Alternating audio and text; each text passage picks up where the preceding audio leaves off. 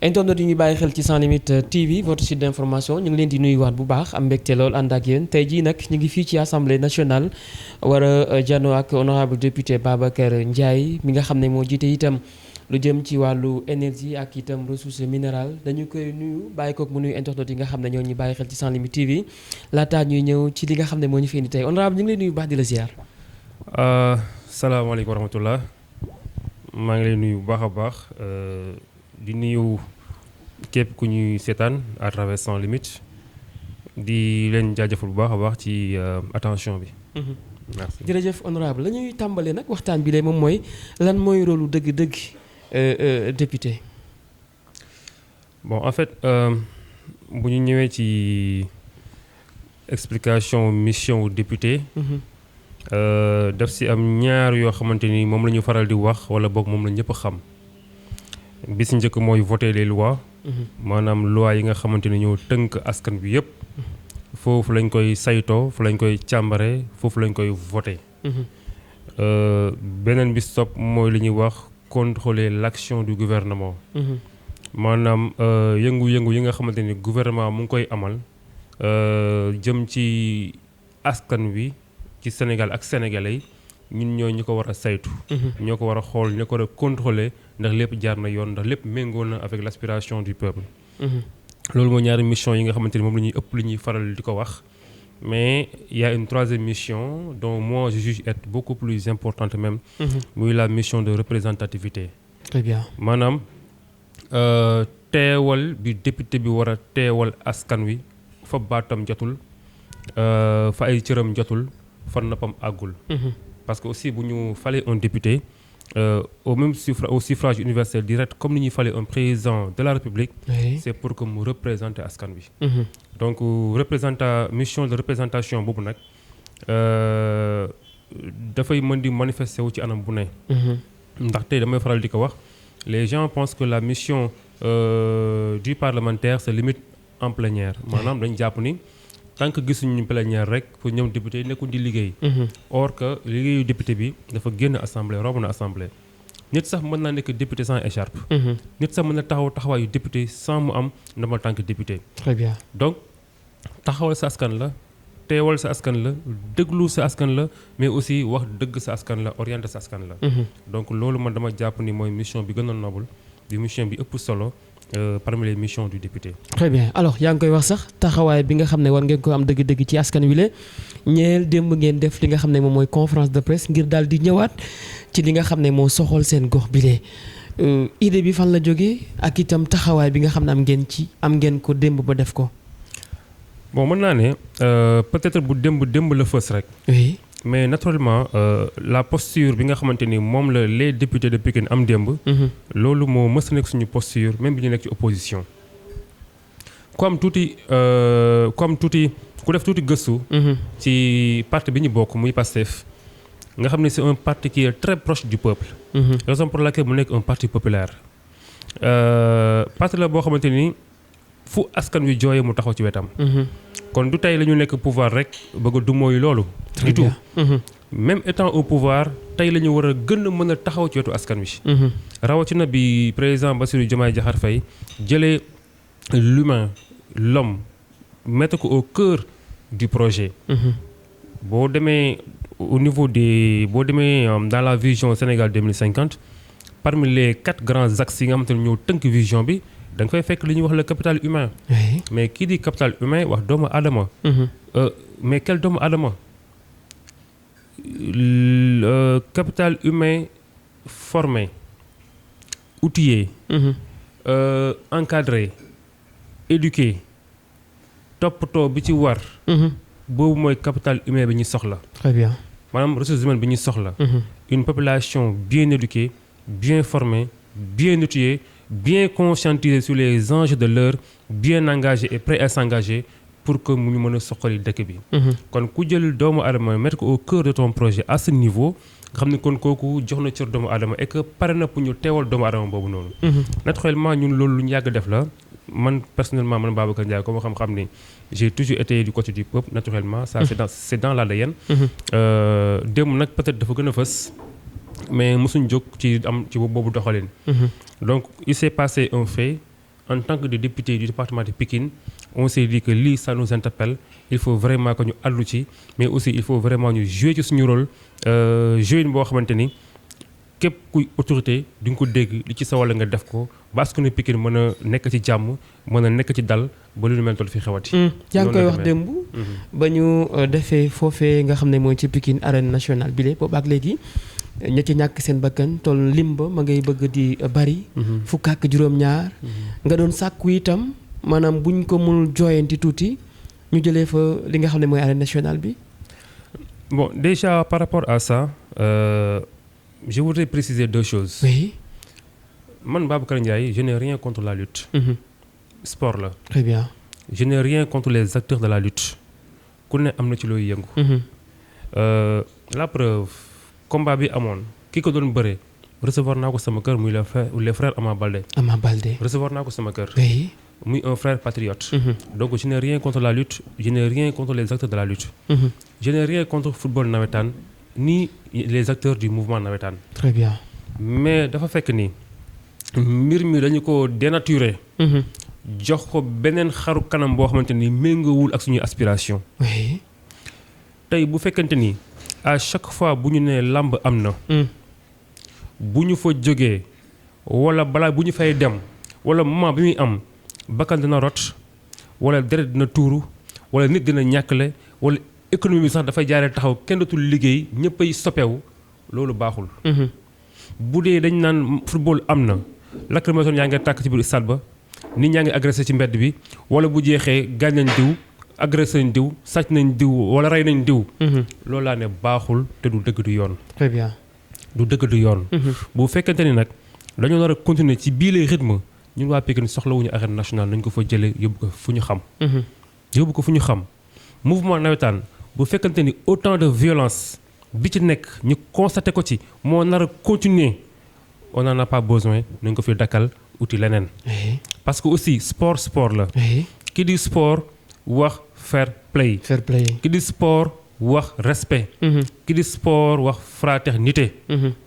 bu ñu demee nag ba sport di rimer ak violence sport di rimer ak danger sport di rimer ak tour deret sport di rimer ak ray nit. on arrête on n'en veut pas. c'est ça ma position. askanu Pikine dañoo war a nekk ci jàmm comme askanu Sénégal yëpp dañu wax nekk ci jàmm. mais képp ku dëkk Pikine dëgg li may wax xam ne li may wax dëgg la ce phénomène là qu'on appelle simol. Simol oui. Simol. peut-être ñu bëri comprendre luñu ba nga waxee simol dañ ko war a jëlee. nañu xool vidéo yi gis naa ne vidéo yaa ngi ci réseau yi tasaaroo. oui. simol mooy lan bu ñu nee làmb am na mbër mi suy dem. dafay ànd ak naaxu doomu aadama ay jeunes. yoo xamante ni fépp fu ñu romb agressé sàcc dóor gaañ bi armée ak jaas yi lépp loo xalaat moo seen liggéey. mbër ma amaana mu ngi ci kanam def son show mais mbooloo bi muy àndal fépp fu ñu jaar du ñu bàyyi dara seen truc. il ne reste absolument rien. bu làmb bi jeexee mbër ba jël nañ ko yóbbu nañ ko ña nekkoon stade bu ñuy ñibbisi mbooloo la ñu def. des centaines de jeunes daw topp les rues di sàcc di agressé di dóor di gaañ di rey une violence inouïe. loolu nag lañ ne. dafa doy mu jeex. dafa jot mu jeex dans le département de Pikine. dañ ko fa seetlu saa bu ñu nee làmb am na askanu Pikine du ñu nelaw du ñu lekk du ñu naan comme j'ai dit tantôt ça hier képp ku ci bon boutique bu ñu nee làmb am na. sa boutique day tëj dootoo ko tëj. c'est vrai oui. ko waroon a génn dox say soxla. yaa ngi xool heure bi ngay génn wala dootoo génn. ku ci wàcc liggéey yaa ngi jéem a daw gaaw egg sa kër. wala doo ñibbi si feneen ngay fanaani. mais terreur boobu noonu boobu terreur mais on ne quoi ñu ko teg. on ne quoi ñu teg boobu terreur. c'est pas normal. loolu la ñuy wax dafa jot mu dakk. mais nag am na ñuy wax naan ñiy def simol wala sax ñiy agressé d'habitude bokkul ci làmb comme par exemple làmb am Pikine ñay agressé Parcelles wala feneen ak feneen. bon ñi ngi wutal lay seen bopp comme si que li xew nii mën nañu wax ne ñi bokk ci làmb ji ñoom seen yoon nekku ca. la réponse elle est simple. oui. instant bi làmb amul. est-ce que dégg gis nga une marée humaine buy dox di agressé di sàcc di piller. non. gisoo ko. football amul. est-ce que di nga ko gis kañ nga koy gis bu ñu nee làmb am na wala football am na. dimanche. alors sans dit tout. oui. bokkuñ ci làmb ji mais làmb ji moo koy suscité. duñu ay mbër takkuñu ngemb d'accord mais lamb ji mooy nekk si ñoom prétexte pour que ñu def seen i ñaawteef. waaw mais léegi nag 2 choses l'une soit dañ ñaan sport la. lamb la. nañ bàyyi lamb ji jàll ñaawteef yi après day jàll mu jeex garaawul. ku ñàkk sa bakkan aussi amul problème. wala ñu ne hey on arrête tout ñu joyanti li ba mu leer nañ doo ko continuer. ci ñun ci loolu la ñu woo autorités yi. Très bien. On a demandé à nos autorités de prendre leurs responsabilités. En quoi faisant? En arrêtant tout. nañu taxaw ñu def taxaw seetlu ñu xool quelle solution durable la ñu mën a jël ci lii jël toutes les mesures nécessaires ba lépp leer ñu doog a continuer les activités. parce que lii dëgg mooy mënuñu ko wax naa ko tantôt mënuñu continuer dëkk ci terreur. mënuñu continuer dëkk ci fitna. mënuñu continuer gis ñuy rey suñu doom mënuñu continuer gis ñuy agressé di ñuy xoxotal ci loo xamante ni sport la. c'est pas possible. maintenant que nos autorités arrêtent tout nañu taxaw. CNG am na ci responsabilité. Très bien. ñun askanu Pikine am nañ ci responsabilité. nos autorités am nañ ci responsabilité nañu taxaw seetlu ci mbir mi ñu jàngat ko ñu càmbar ko ñu càmbaraat ko ku nekk ñu situer sa responsabilité ku nekk engagé responsabilité am ñu xool baax fa lañ jëm. c'est la demande du leneen. Très bien alors waral sax ginnaaw sortie bi nga xam ne def ngeen ko démb kilifa yi jël nañu ndogal naka nga ko gisee itam. Une décision salutaire que nous saluons. Oui. On sait que ministre de l'Intérieur mënul wax ne rek ñun dootuñu couvrir làmb jeex na. Ça on sait. Parce que quel que soit alpha protéger sécuriser seen devoir la. Très bien. Mais dañuy saluer mesure parce que au moins dina permettre ñu mën a marquer benn temps d'arrêt. ñu marqué benn temps d'arrêt parce que nag bakkan dafa rot et c'est pas la première personne bu faatu ci anam yi. dafay baax ñu marqué temps d'arrêt. Comme j'ai dit tantôt ñu situer les responsabilités. ñu xool les mesures à prendre ñu jël ko. mais en tout cas ñu joyanti mbir mi ba bés bu ñuy waxaat làmb dina am ku war a liggéey di nga liggéey ku war a ubbi boutique di nga ubbi boutique ku war a wàcc di nga wàcc sans problème sans fitna sans rien. nit ñi dem ci làmb ji seetaan ko en toute fraternité ñibbi waat en toute fraternité en toute paix et en fair play. ci lii mooy dëgg. bu fekkante ni mënu ñëw def sport ci respect ci fair play ci fraternité jarul ñëw sport. parce qu'on ne va pas continuer à faire le sport dans la violence ci ay rey ci ay gaañ ci ay extra mënul ne c'est pas possible. Donc cette mesure est une mesure effectivement que nous saluons. di ci sant yàlla bu baax a baax di ci remercier le ministre di ko ñaan nag vu que il a pris une telle mesure maintenant qu'il aille jusqu'au bout. aller jusqu'au bout mooy ils n'ont qu'à situer toutes les responsabilités. toutes les responsabilités ñu trouver les solutions qu'il faut et que mu nekk des solutions pérennes et durables quitte à ce que tout le monde s'y engage. parce que nag sécurité du état kese moo ko yor aussi. ça il faut le dire. sécurité mu ngi commencé d'abord ci askan bi. kenn ku nekk si ñun yaa war a assurer sa propre sécurité avant état di ñëw di ci fekk si. ndax état mënul teg policier ci derrière kenn ku nekk état mënul wax violence du am fenn c'est pas possible. mais l'essentiel mooy nañ def un temps nañ marquer un temps d'arrêt ku ne nga xool lii sa wàll ci mbir mi nga jël ko ci. nous les députés on a jugé nécessaire que suñu devoir la suñu rôle la ñu génn ñu wax ñu alerter. et on l'a fait. on va pas s'en arrêter là. On va continuer à saisir les autorités parce que comme j'ai dit ça hier, ce phénomène-là qu'on appelle Simol dafay jeex à Pikine. dafay jeex à Pikine. On ne peut plus continuer de vivre dans la terreur. C'est pas possible. D'accord yaa ngi koy fàttali itam ki ci génn àdduna di seen mbokk Babacar Diagne nekkoon itam un patriote alors waajur yi ña nga lay seetaan du ñàkk itam message boo leen di jox. pour plus de confort quand même. message yu di leen jaale la. oui. mais aussi di am contenté bu baax a baax parce que bi ñu demee ci dëj bi démb. gis nañu papaam mu nekk nit ku am diine nit ku gëm yàlla. au lieu que nit ñi di ko defal sax moom moo doon defal gan yi. donc ku gëm yàlla la di leen wax que ni rek nañu gën a am courage. parce que njort rafet na ci suñu frère Babacar Diagne nekkoon nag un patriote. ku sonnoon ci combat bi ku sonnoon ci projet bi un jeune pétri de talent plein de vie d'espoir et d'avenir. moom la ñuy jël faat ko noonu ci anam yi ñu ko faatee. anam yu ñaaw et puis anamu jeex na dem na ndax saa ne quoi c'est pas normal. xale bu tuuti la suñu génération la man ni samay waajur amee ci man yaakaar noonu la ay waajur amee woon ci moom yaakaar espoir la woon. comme ça far nañ ko jeex na au nom de quoi lamb la au nom de quoi sport la au nom de quoi c'est temporaire day jeex wala xew na feneen ak feneen non c'est li mooy problème bi en fait. da ngay rey nit ki comme ça mu jeex. gis naa ñenn ñi naan. Oui, en politique, wala mars 2021, 80 personnes dee nañu extra. Est-ce que ça justifie lii di am nii. affaire bu ñu jéem a rafetal wala bu ñu jéem a lewal mbir loo xam ne baaxul. parce que jéem a justifier phénomène bii ñuy wax simol di am ci lamb yi ak ci football yi pour man je sais pas mais manque d'honnêteté la. lii kenn war ko sax jéem a justifier ba naan non élection yi 80 personnes dee nañu. non. c'est vrai oui. nit sax war a mën a justifier lu ni mel. c'est pas normal. et puis du sax benn en fait et naturellement justice est appelée à être faite à tous les niveaux. ci fépp fu mu mënti doon. mais mbir bu ñu ko waree stoppé bu ñu ko waree arrêté bu ñu ci waree taxaw seetlu jooyanti ko nañ ci manko ñu def ko pour l'intérêt du pays. bu ñu xool ni kii opposant la bu ñu xool ni kii pouvoir la nekk. man hier quand je parlais mais attends. oui mais man je parlais pas. falaa bëggoon a taxaw d'habitude lu ñu daan faral di gis mooy ñu koy def ñu bëree bëri ci opposition bi la ñuy nekk wala ñu jiite ko. vous en tant que honorable député jiite benn commission fii ci assemblée nationale nga am taxawaay bu am solo amoon na par exemple. c'est que li ñu war a li mu bëggoon wax foofu mooy. oui man sant naa yàlla. benn réunion temps yi passé on avait benn réunion politique.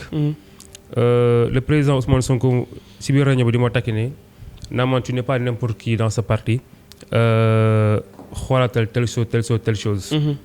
Pour vous dire effectivement je ne suis pas n'importe qui dans ce parti. Très bien. Je suis le premier militant jeune de ce parti. te yàlla dogal na aussi jot naa ci am ay ndomba tànk yu bëri def ci 10 ans. Quand on me voit parler. Surtout hier ku ma xool may wax tu dois être en mesure ràññee kii di wax kan la. ràññeele kii di wax kan la. Très bien. Est-ce le militant de PASTEF qui parle?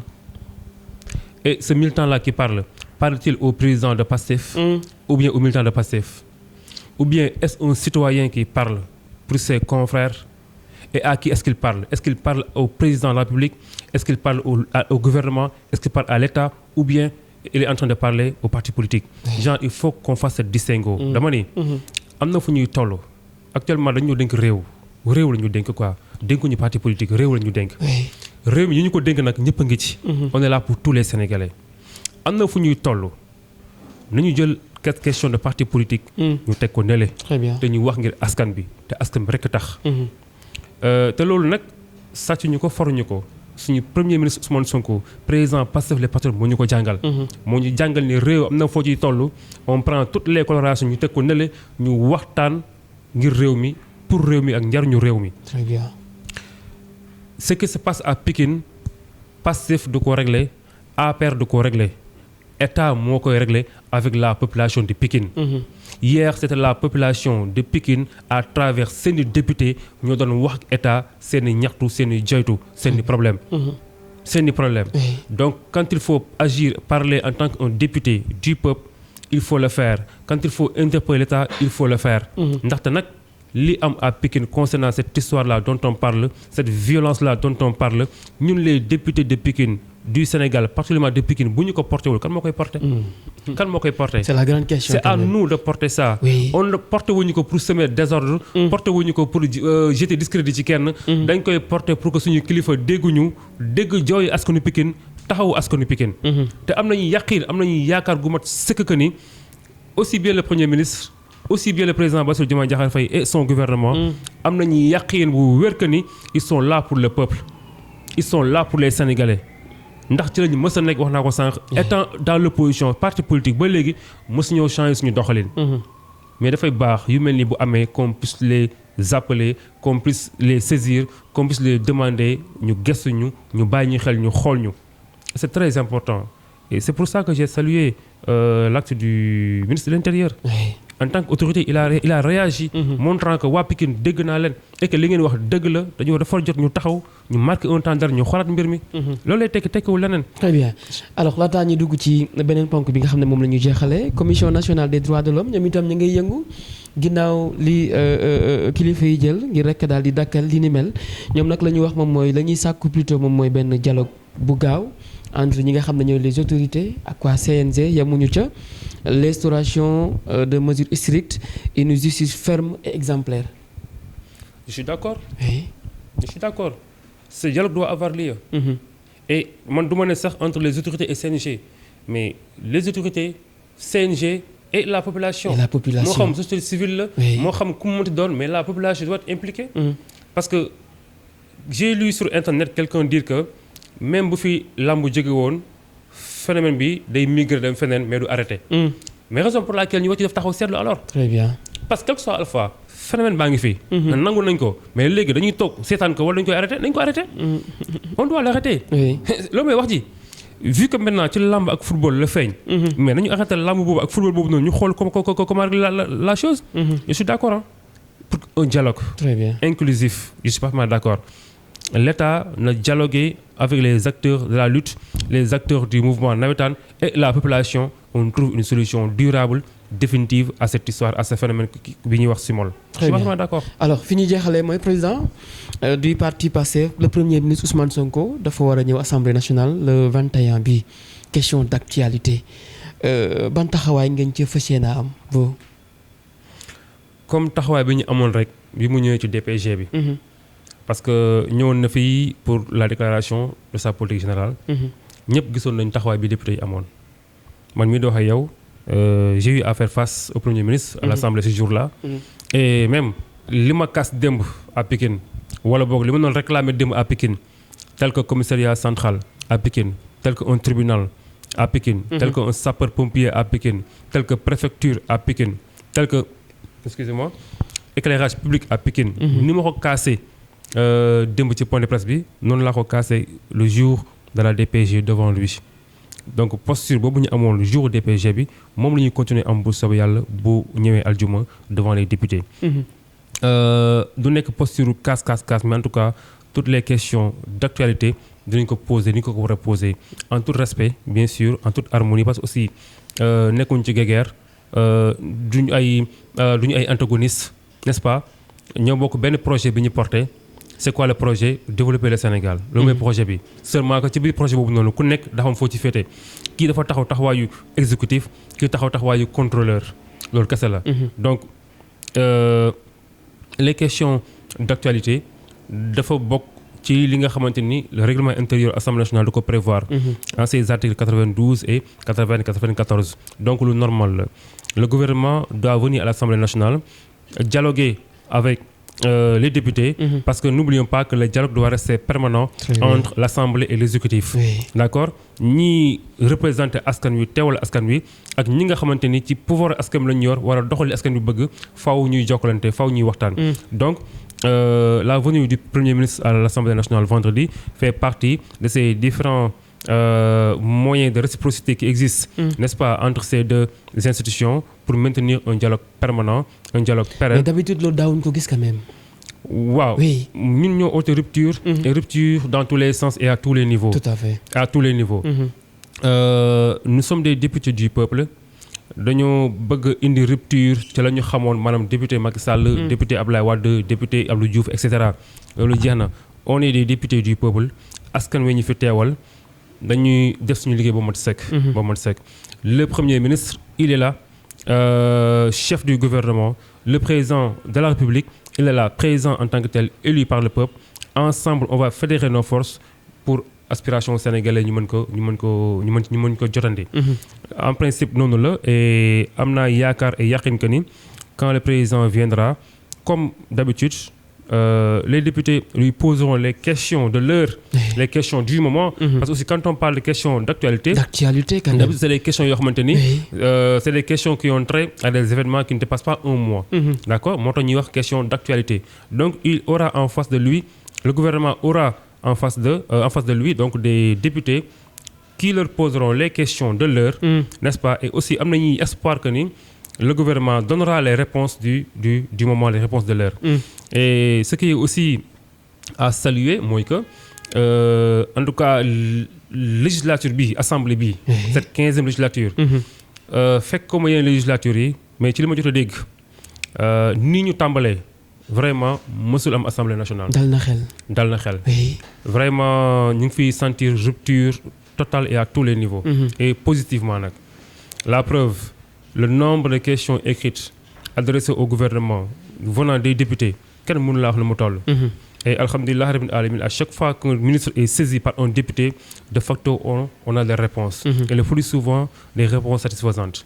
donc le dialogue est là le travail est en train d'être fait ñu ngi ciy sant yàlla bu baax a baax a baax. très bien noo gisee ni Thierno Alassane Sall def démb. non Thierno Alassane Sall d'abord c'est son droit le plus absolu. Oui. de faire ce qu'il a fait en tant qu'un parlementaire mais comme je dis ce matin diversion la. diversion la populisme la mais aussi il cherche à être plus royaliste que le roi ce qui n'est pas possible. Diversion la dans la mesure où on peut être dans un contexte où le rapport de la Cour des comptes nous tombe dessus. Oui. Sénégal yëpp jaxasoo.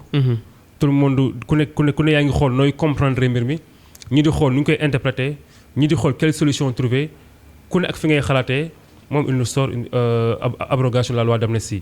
Ce n'est même pas le contexte ni le moment vraiment donc diversion la. Populisme la parce que ñun on est très à l'aise par rapport à cette loi d'amnistie.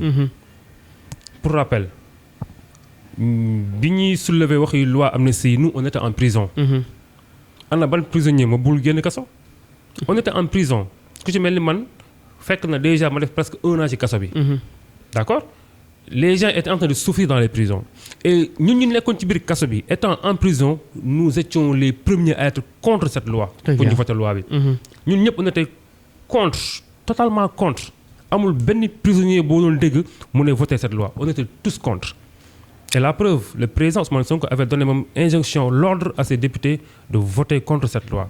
Chose faite. Donc on est très à l'aise.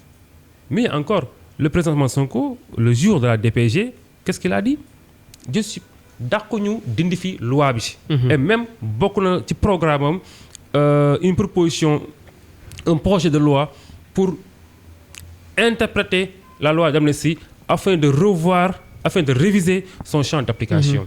D'accord? Et je pense que ñëpp dégg nañ ko quoi. Oui. Maintenant, revenir ici pour nous dire, je vous mets devant les faits accomplis, c'est du populisme. Nous, on est à l'aise. Et ce n'est pas le moment pour nous divertir. Très bien. D'abord, c'est un député, dugal na ko légalement. La loi va passer par les procédures normales et puis on va voir. jërëjëf En tout cas, on est très à l'aise pour ça. merci honorable Merci beaucoup. merci fàttali yaa jiite itam li nga xam ne lépp lu jëm ci wàllu commission minérale énergie ak ressources minérales itam. jërëjëf. Jërëjëf. Merci beaucoup sans limite.